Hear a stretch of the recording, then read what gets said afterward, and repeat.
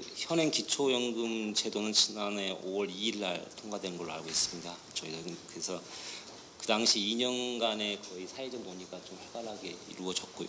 그다음에 국민행복연금위원회도 설치해서 운영했고, 국회에서도 아까 말씀하셨는데 여야정 협의체도 운영해서 논의 끝에 아마 타협이 된 걸로 알고 있고, 아마 기존의 기초노령연금에서의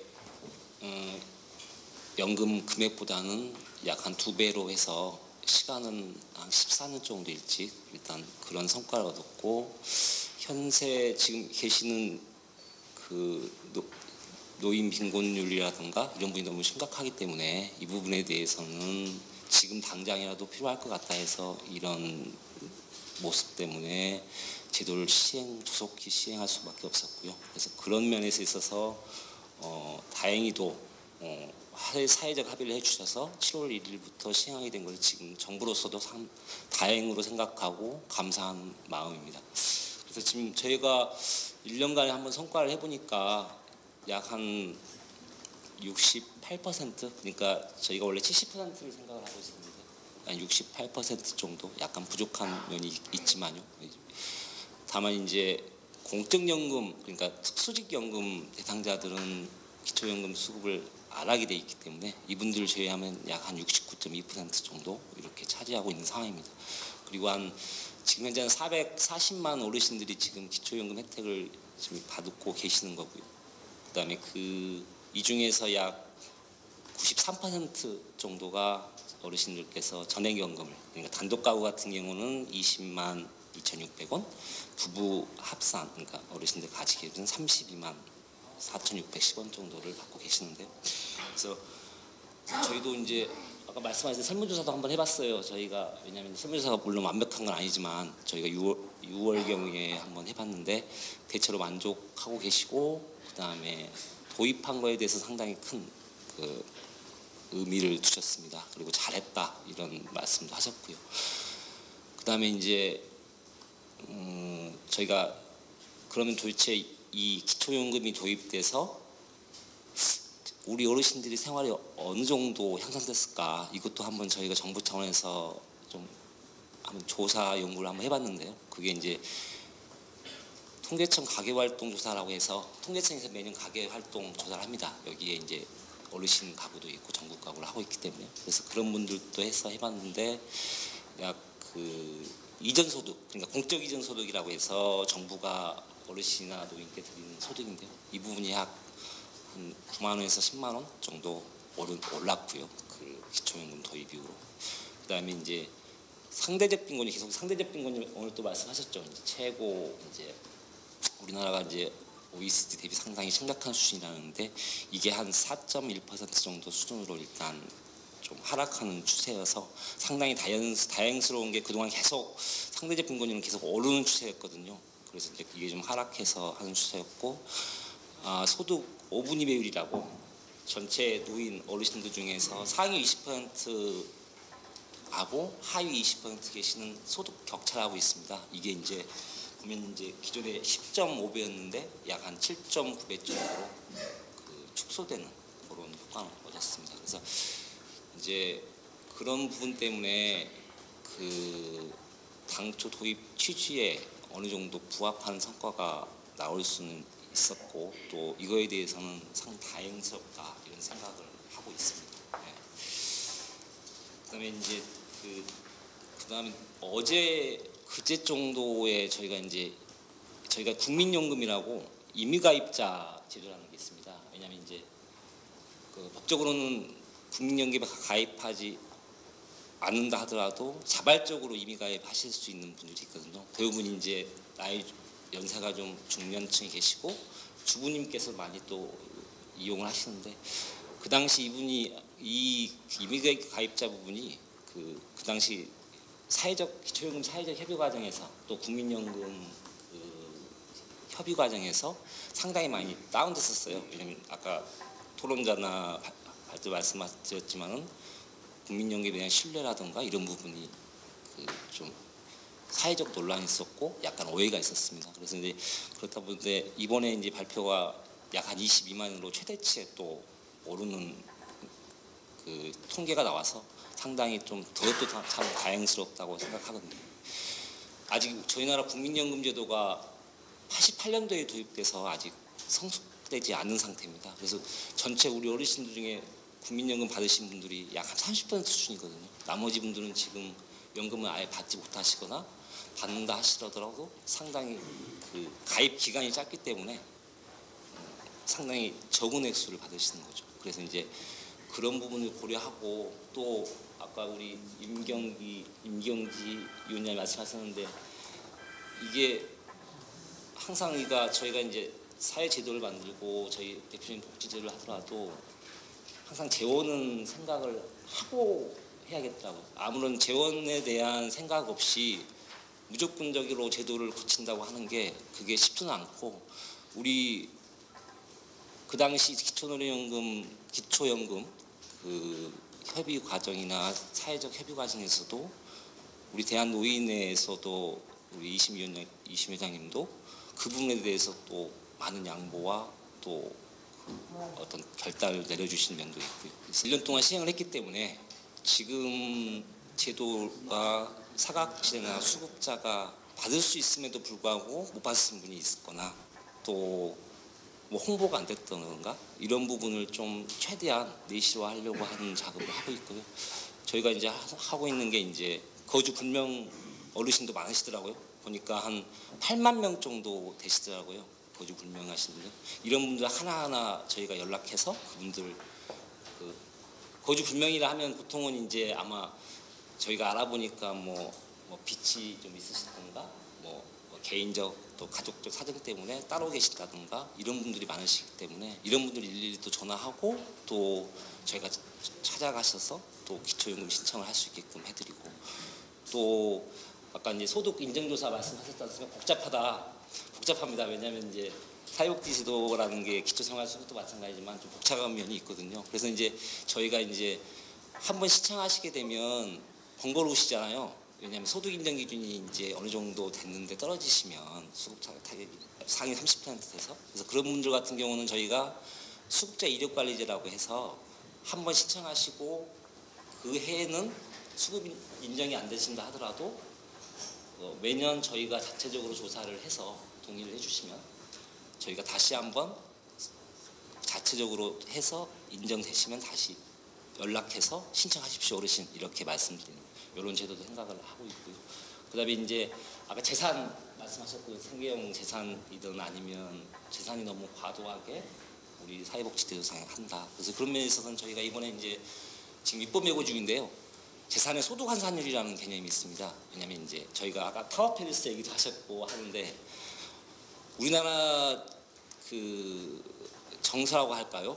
재산에 대한 어떤 그 생각이 좀 많으신 것 같아요. 그리고 어르신들 중에서 소득은 없다 하더라도 재산이 상당히 많으신 분도 많이 있거든요. 그래서 그런 분들을 저희가 하기 위해서 재산의 소득 환산율을 하는데 이게 당시에는 처음 도입 당시 5% 수준이었습니다. 기초노령연금 당시 08년도에서 이제 이번에 약 한 4% 정도로 그 환산율을 줄여가지고 이 부분에 대해서는 저희가 약 한 10만 명 이상의 어르신들이 좀 더 기초연금 혜택을 받을 수 있도록 이렇게 지금 조치를 하고 있고 하여튼 아직 1년 정도 딱 1년이 됐지만 이 제도가 어떻든 성과가 계속 내실화되고 그 빠짐없는 혜택이 될 수 있게끔 저희가 지금 노력하고 있다는 말씀을 드리고요. 그다음에 오늘 토론 부분에 대해서 간단히 말씀드리면 그 약간 오해의 부분이 항상 저희도 계속해서 말씀을 드리는데 특히나 이제 첫 번째는 물가연동 부분이 좀 있으신 것 같아요. 아까 우리 발전자님도 말씀하셨고 우리 교수님도 말씀하셨는데 28페이지 그림을 한번 보시면 이게 2036년에 5% 발표입니다. 2022년에 비례율 역전 이런 부분이 있는데 이 부분 저희도 그동안에도 이 얘기가 계속 있어서 정부 차원에서도 오해를 좀 없애려고 설명도 드리고 말씀을 드렸는데 아직까지 또 계속 말씀을 하셔서 이번 기회에 또 다시 한번 또 말씀을 드려야 될 것 같아요. 그래서 이 부분만큼은 좀 명확히 하셔야 될 것 같고 저희가 이제 물가 연동을 하는 이유는 기본적으로 저희 그 국민연금이 물가 연동으로, 왜냐하면 저희가 국민연금을 드릴 때 현재 가치를 보존을 해서 드립니다. 왜냐하면 지금의 절대 수준으로 계속 드리면 물가가 변하면 그 가치가 떨어지거든요. 그래서 국민연금은 지금 현재 물가를 연동해서 드리기 때문에 기초연금도 그와 비슷한 형식으로 물가와 연동해서 함께 드리는 거지, 이거를 의도적으로 낮추고 이런 의미는 없고요. 대신 물가 연동을 하게 되면 당연히 지금 아시겠지만 이번에 1년 동안 해보니까 노인 빈곤율이라든가 이런 부분이 얼마나 개선됐는지, 아니면 그동안에 아까 교수님 말씀하셨지만 물가 상승하고 그 다음에 A값 상승이라든가 이런 부분이 또 해마다 다를 수가 있을 수가 있거든요. 그래서 그런 부분을 좀 종합적으로 고려해서 5년 정도의 시간을 가지고 다시 한번 할 수 있는 기회를 사회적 논의를 해서 좀 이 수준을 높이자, 이런 의미가 지금 기초연금법에 했고, 이 부분에 있어서는 그 당시 사회적 합의할 때도 이 부분에 있어서 합의가 된 사항으로 알고 있고요. 그 다음에 아까 정부가 이거에 대해서는 독단적으로 할 수 있다 이런 지적도 말씀을 하셨는데,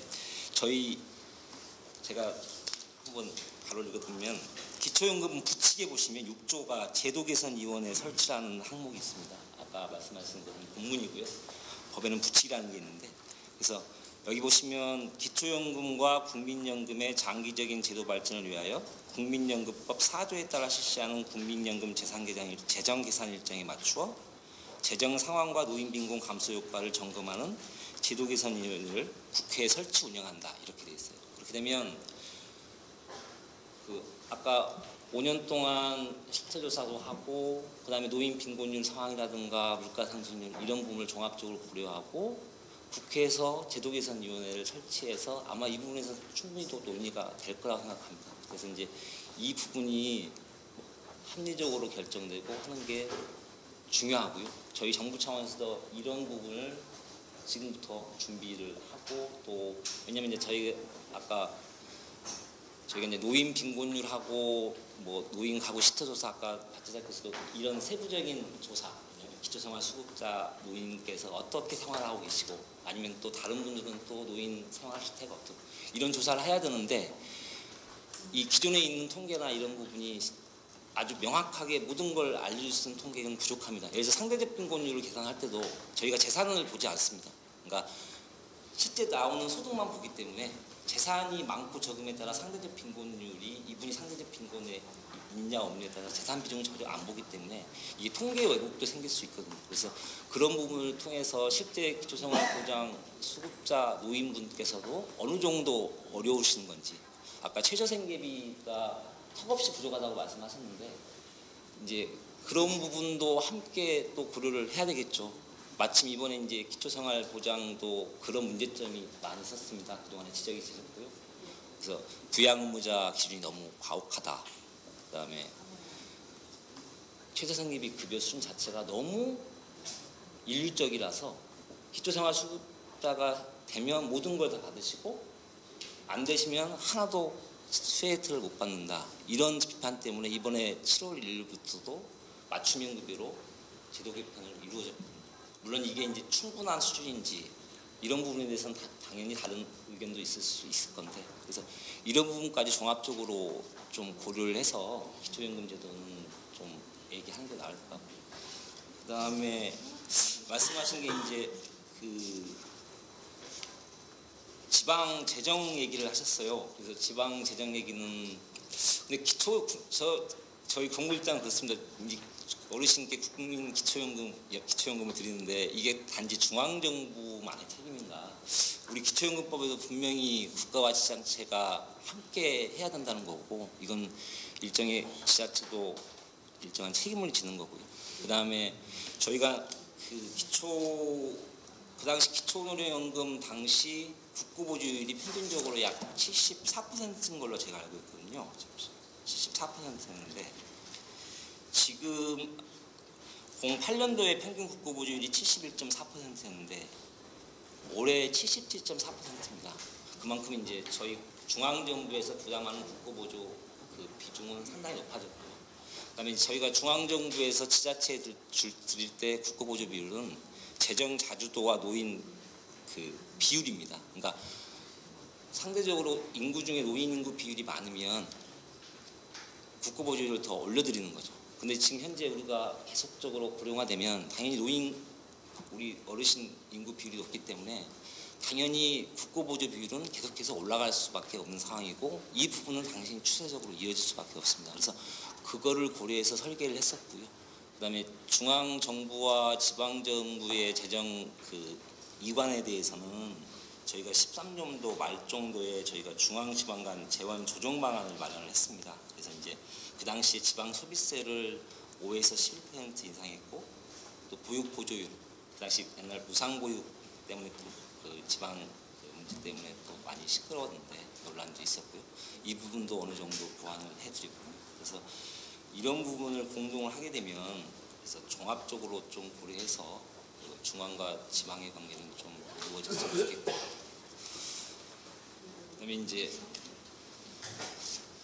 기초 이제 오늘 또 제일 말씀 많이 해주신 분이 기초 생활보장 줬다 뺏는 그런 말씀하셨는데 근데 기초생활보장 제도와 기초생활보장제도의 취지는 아까 계속 말씀하셨는데 보충성의 원칙은 맞습니다. 그건 이제 뭐 외국인이나 학자들이나 그런 부분은 다 공감을 하는 걸로 알고 있고 다만 이제 보충성의 원칙을 적용할 때 그러면 기초생활수급의 노인의 최소한의 생활을 유지할 수 있는가 그 최저생계비가 적정한지 이 부분에 대해서는 논쟁이 있을 수는 있겠죠.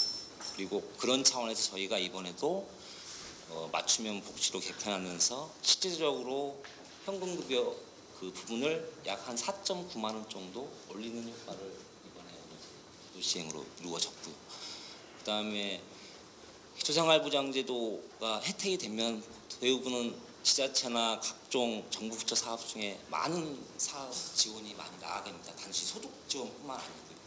예를 말씀을 드리면 기초생활 수급분이 그 당시에 지금 현재 최저 약 2000도 보사연 연구에 의하면 약 51만 원 정도의 국가 지원을 받고 계시고요.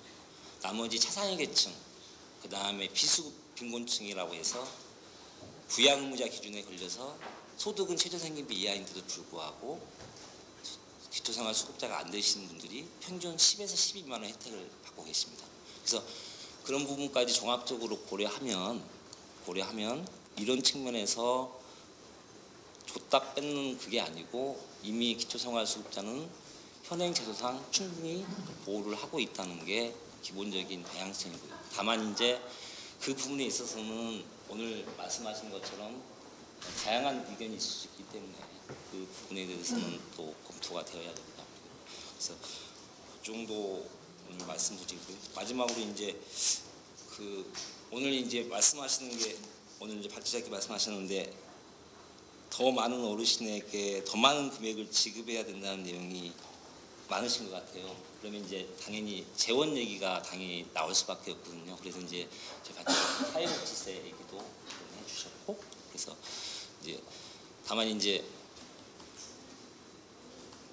모든 제도가 그 국민연금도 마찬가지고 기초연금도 마찬가지만 나중에 이제 고령화가 상당히 많이 저희가 진척이 되기 때문에 향후 그 조세라든가 현재 우리 아이들 미래 세대가 부담할 비용을 항상 고려하면서 정책을 설계하는 게 기본적인 방향이고요.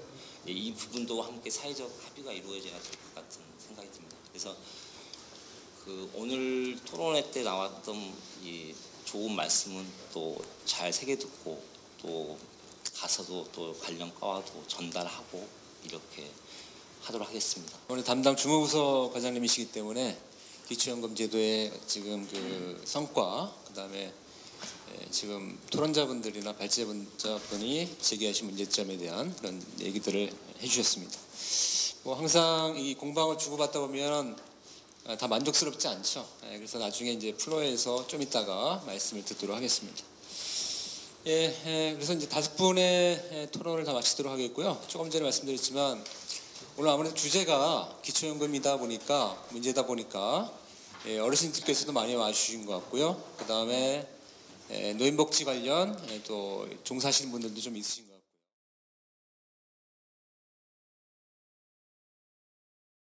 충분하다는 의도로 말씀드린 건 아니고요.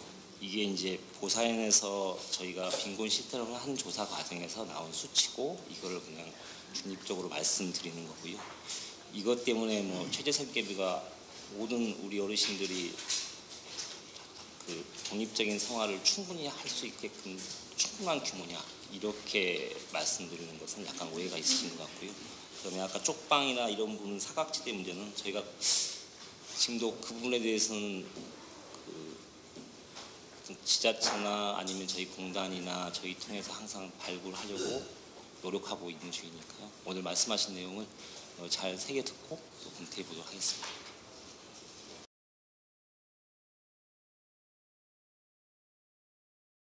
하지만 최저생계비, 노인 최저생계비 모형을 재설계하는 것도 이 문제를 해결할 수 있는 해법이에요.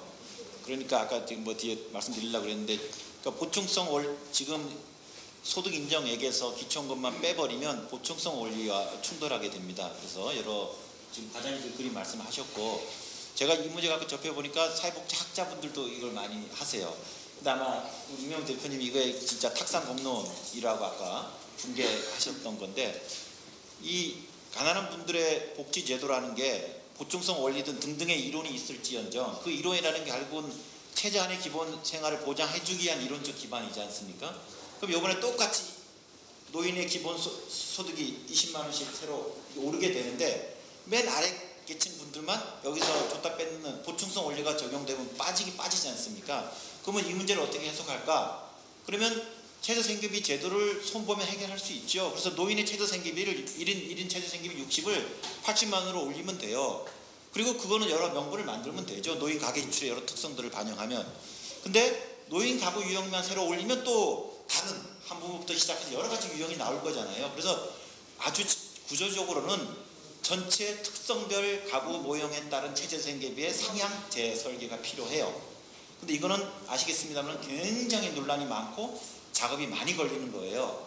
따라서 그게 훨씬 더 제도적으로 정합적인 방안이 될지라면 그 작업을 추진하되, 그런 것들이 완벽하게 돼서 20만 원의 소득이 다 노인한테 인정될 수 있는 방식으로 최저생계비가 만들어지기 전까지는 다른 방안이 없잖아요.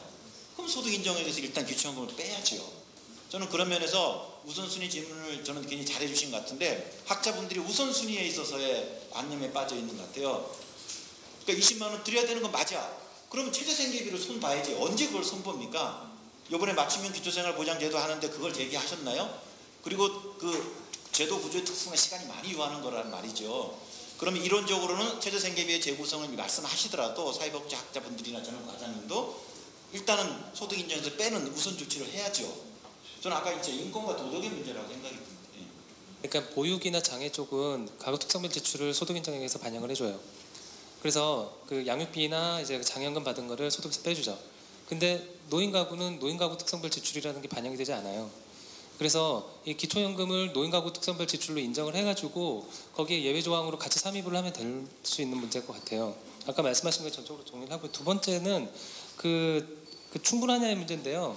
그러니까 예를 들어서 보충이 되려면 충분해야 돼요. 근데 우리나라는 보충만 해요.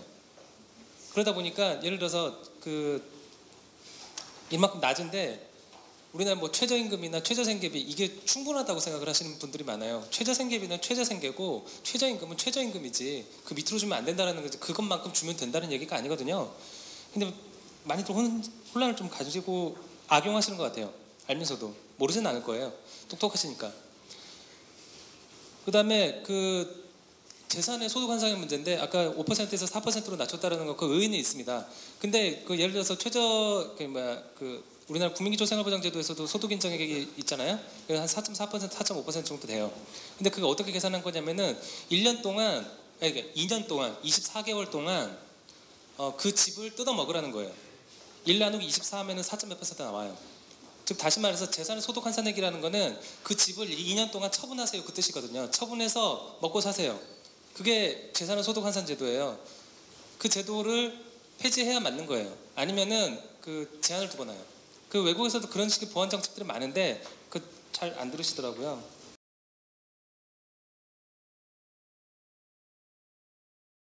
토론자분들 말씀 잘 들었습니다. 아까 말씀드렸는데 이명욱 대표님이 그 보충성 원리가 갖고 있는 이제 현장 유리 관념성에 대해서 아까 그 복지 현장에 계신 분으로서의 목소리를 잘 전달해 주셨고 잘 들었습니다. 그리고 그 홍성대 전문위원님 좀 억울하실 수 있을 것 같은데 그래도 130명의 의원을 거느린 제1야당 아니십니까? 다음 총선까지 기다리지 마시고요. 빨리빨리 그 전에 해결할 수 있도록 저희들하고 해야 될 것 같고 우리 임경지 선생님 진짜 이 문제는 청년과 그러니까 똑같은 기숙사를 두고 임대소득으로 사는 노년 세대와 또 그 임대료 때문에 알바를 뛰어야 되는 청년 세대가 지금 이상한 긴장, 갈등, 대립구조로 가 있는 것들을 방치해서는 안 될 것 같아요. 바로 이제 청년의 주거 문제를 해결하고 노인의 생활 기본소득을 해결하면 이런 갈등 구조가 안 생기고 손녀가 손을 잡고 댕길 텐데 지금 손녀가 서로 지금 이렇게 눈을 부릅뜨고 있어야 돼 이런 관계에 대해서 저는 사회가 국가가 손녀 관계를 지금 망치고 있다고 생각합니다. 그리고 그런 게 하나가 한 요소가 지금 이런 또 기초연금에 줬다 뺏는 문제라고 생각이 들어서 청년 세대들하고 같이 이야기를 잘했으면 좋을 것 같고요. 그 다음에 김성호 선생님 문제는 아까 같이 복지 증세 우려는 그 저희가 그래서 세금을 복지세로 거두더라도 그냥 딴 데로 대체해 버릴 수 있는 우려가 있죠. 근데 그거는 저희가 복지세를 거두더라도 특별 회계를 만들어서 새로 신설되는 첫 해 신설되는 복지에만 그거를 탁 먼저 예산 배정을 하게 되면 그 다음 해부터는 그 지출 구조가 그냥 가는 거니까 행정부가 그 돈이 들어왔다고 다른 예산을 빼는 걸 막을 수가 있어요. 그래서 그거는 큰 우려 안 하셔도 될 것 같고요. 이제 신옥수 과장님이 많은 이제 포화를 받으셨는데 그걸 아마 뭐 예상하셨을 것 같고요. 그 세 가지 말씀드리고 싶은데 아까 보충성 원리를 말씀드렸고요. 두 번째 아까 물가 연동에 대해서 해명을 하셨고 제 28쪽에 있는 그림을 말씀드렸는데 아마 내용의 즉슨 그 물가 연동이 아니다. 5년 주기 조정이 있기 때문에 물가 연동으로 그렇게 단정하고 비판하는 건 적절치 않다. 오히려 5년 주기로 조정하는 게 더 합리적인 게 아니냐는 말씀을 하셨고 김성호 선생님도 그런 취지를 덧붙여 주셨는데 물론 어떤 제도도 그러하기 때문에 5년 주기에 조정의 기재가 들어갈 수는 있어요. 근데 이 5년 재정에 아까 제도발전위원회라고 있지만 결국은 한국에서의 그런 위원회의 가동 여부 그리고 법에서 그걸 명시하지 않기 때문에 완전히 행정부에 5년에 한 번씩 얼마씩 정하라는 게 지금 위임된 상태라고 좀 봐지고요. 문제는 세 가지를 고려해요. 물가, 소득, 그 다음에 그 노인의 생활 수준을 고려해서 5년에 한 번씩 조정하겠다는데 4년 동안은 물가에 따라 움직여요. 그럼 5년 때 시장 소득이 없으신 분들이 5년에 한 번씩 봤을 때 노인 생활 수준의 변화가 생깁니까? 시장 활동하시는 분들은 경제 상황에 따라 변하게 되지만 은퇴하신 분들이기 때문에 생활 수준의 변화가 없어요. 그 다음에 물가에 따라 요만큼씩 올라갔다가 갑자기 팍 올릴 만큼의 예산 여력이 있습니까? 한 제도에 경로 의존이 있는데 그러다 보니까 미시적인 조정이 이루어지겠지만 4년은 완전히 기계적으로 물가에 연동하고 5년에 한 번씩은 거의 물가와 크게 연동되는 방식으로 가는 거예요. 사실상의 물가 연동이에요. 그리고 애초에 입법 예고안은 완전 물가 연동이었어요. 그러다 비판이 나오니까 이 5년 주기 정도를 집어넣은 거고 다른 복지부의 기존의 설명자를 보면 결국 물가 연동이라는 말이 다 나와요. 근데 이런 게 사실 꼼수예요. 사실상 정 5년 주기의 문제의식이 있으셨다면 옛날처럼 소득 연동으로 가세요. 그냥 4년 동안 가고 5년에 한 번씩 조정한다 그러면 딱 그 취지가 맞는 거예요. 따라서 왜 4년 동안 계속 물가와 같이 가느냐고 물가 연동을 의미하는 거죠. 그래서 이거는 투명하게 이게 자꾸 이런 식으로 돌리지 마시고 그냥 물가 연동에 얘기하고 돈이 없다. 그러면 국민들하고 증세 가능한지 해서 물어보고 국민들이 증세하겠다 그러면 그거 믿고 다시 가고 이런 게 정책에 투명한 거지 자꾸 이렇게 돌리는 것들은 적절치 않다고 봐지고요. 마지막으로 그 국고보조율은 꽤 많이 올리신 것처럼 말씀하시는데 기존의 기초노령연금 때 평균 기초노령 그 급여율이 75%였고 보조율이 지금 76에서 77 정도 갔어요. 1 내지 2% 오른 겁니다. 필요 국고보조율은 지금 90%예요. 지자체에다 이거를 맡겨 보완해 주려면 그리고 그 어르신이 많은 지역한테는 그 기초연금 보조율이 조금 넘습니다. 10% 넘는 차등 보조율이 있는데 그게 다 발의가 돼서 지금 76, 77 된 거예요. 따라서 현행 제도 내에서는 77에 더 올라갈 여지는 없습니다. 그 보조율 수치 자체를 변화시키지 않는 한 아까 차등 보조율 기재율로는 77로 넘어가진 않을 거예요. 그래서 지난 1, 2% 보조율을 올린 것 같고 이 기초연금 도입에 따라 지자체에서 이렇게 했다라고 또 말씀하시는 건 아마 지자체가 들으면 굉장히 좀 분노하실 것 같아서 그것도 그냥 못 들으면 못 드렸다, 돈 없으면 못 드렸다, 돈 어떻게 마련할래, 이렇게 가는 게 맞지 않나 생각합니다. 기초연금 이제 1주년을 맞이해서 그다음 뭐 정부와 관련된 토론회에서 이제 성과가 많이 얘기됐다면은 오늘 토론회에서는 거기에 따른 보이지 않았던, 겉으로 드러나지 않았던 문제점에 대해서 짚어보는 자리가 되지 않았나 싶습니다. 제가 교수 생활을 한 19년째 지금 하고 있는데요. 이렇게 이제 저도 나름대로 이 복지 문제나 이런 걸 관찰해 보면 사실 아까 최저생계비 얘기도 나왔습니다만 뭐 과학적인 방법에 의해서 설정된다 이렇게 얘기를 하지만 결국 결정되는 논리는 힘의 논리예요. 그래서 정치적 힘의 논리가 굉장히 작용하는 것 같은데 또 그런 면에서 이 기초연금을 비롯한 사회복지 발전을 위해서는 우리 대상자분들, 우리 국민들 또 우리 여기 지금 기초연금이니까 우리 어르신들의 목소리가 좀 잘 크게 나와야 되고 또 그것이 정치적으로 반영이 돼야 되고 또 법을 변화시켜야 되고 정부 정책을 변화시켜야 되지 않을까 이렇게 생각합니다. 오늘 긴 시간이었는데요. 여러분 많이 참석해 주셔서 대단히 고맙습니다. 고맙습니다.